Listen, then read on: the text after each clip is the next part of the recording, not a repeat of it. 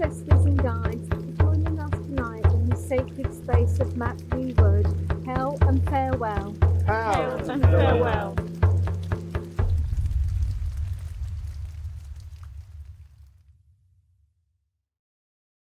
My name is Wayne Davis. By day, I'm a building service engineer. So I look after things. At the moment, presently, I look after a shopping centre where we look after the electrics, the lighting and the day-to-day events in the shopping centre. It's quite a normal job really, to be honest. Some days are busy, some days are quiet. By night and at the weekend, I'm a Shamanic Witch, which is all part of the witchcraft scene. So I found the witchcraft path quite late in life, about 8 years ago. I love working with nature, walking in nature, and I believe in the magic of the world. This is how I found myself in the shamanic path. I'm very open about my beliefs, and it's part of my path is to share my knowledge and educate people. But when I first meet people, I don't actually turn around and say, how do you do, I'm a witch. It just comes out in conversation. You always get, when I say I'm a witch, oh, you sacrifice babies, you do this, you're devil worshippers. And that's the furthest thing from witchcraft. All witches are here to help people, help Mother Nature. We're healers, just called witches. We all go to churches, we all go to weddings and christenings. And no, we don't burst into flames. It is Hollywood, I'm afraid. Hollywood has a lot to answer for us witches because of the way we're portrayed. They don't show us as healers. And this is what the fear some people have. They're scared of being seen as a devil worshipper.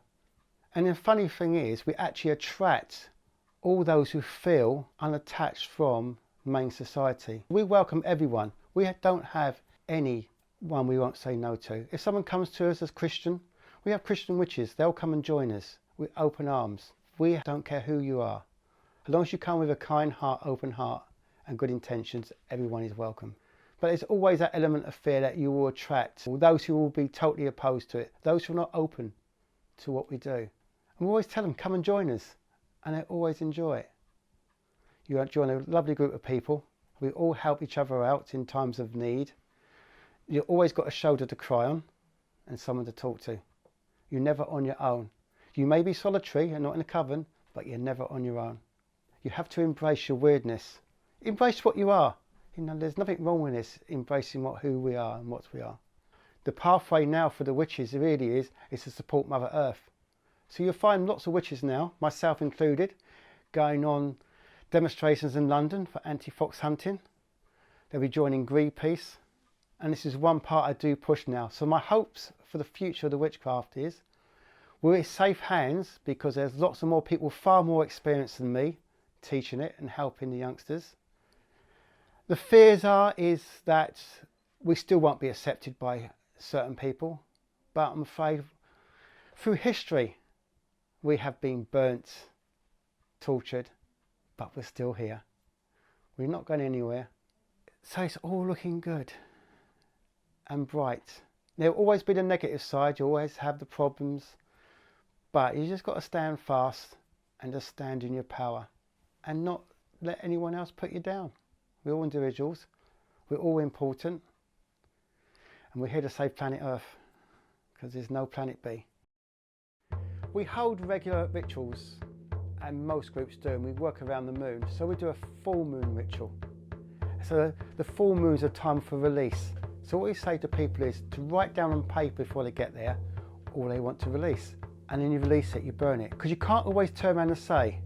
So at the time of the ritual, we set up the altar. So we will then call in the quarters, which is north, south, east, west, and then we begin. And there will be laughter, and there will be tears, there will be balance. So someone will say a blessing to release it. We'll use a sacred fire. And then someone might tell a story or sing a song. And then at the end, we'll all hold hands and we'll always send out healing. We'll send out healing to Mother Earth. And then we close the circle and go home. And that's a very simple form of a full moon ritual. Other groups do it differently, and each time we do it differently.